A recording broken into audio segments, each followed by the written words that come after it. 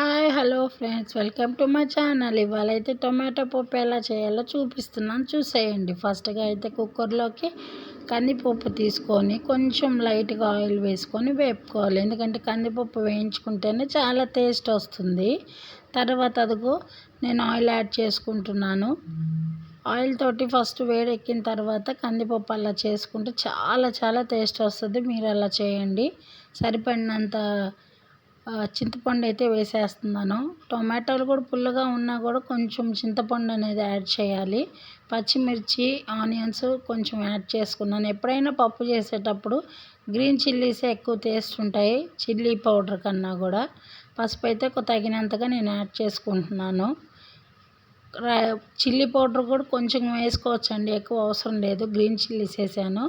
వెల్లుల్లిపాయలు అయితే 3 నుంచి 4 రెబ్బలు వేసుకోవాలి. ఇప్పుడు దానికి సరిపడినంత వాటర్ అయితే వేస్తున్నాను. పప్పు కాబట్టి వాటర్ ఎక్కువ యాడ్ చేసుకోకూడదండి, తగినంతగానే యాడ్ చేసుకోవాలి. లేదంటే కొంచెం చారుగా అయిపోతుంది. ఇప్పుడైతే కుక్కర్ క్లోజ్ చేసేస్తున్నాను. 3 విజిల్స్ జస్ట్ వస్తే చాలండి, లేదంటే మళ్ళీ ఎక్కువగా మాడిపోతుంది అన్నమాట. ఇప్పుడైతే నేను దాన్ని గ్రైండ్ చేసేస్తున్నాను. తర్వాత తాలింపు పెట్టేసుకున్నానండి. తాలింపులో పోపు గింజలు, ఆనియన్స్, ఎండుమిర్చి ఇవన్నీ యాడ్ చేశాను. ఆ రోజు నా దగ్గర కరివేపాకు లేదండి, అందుకనే వేయలేదు.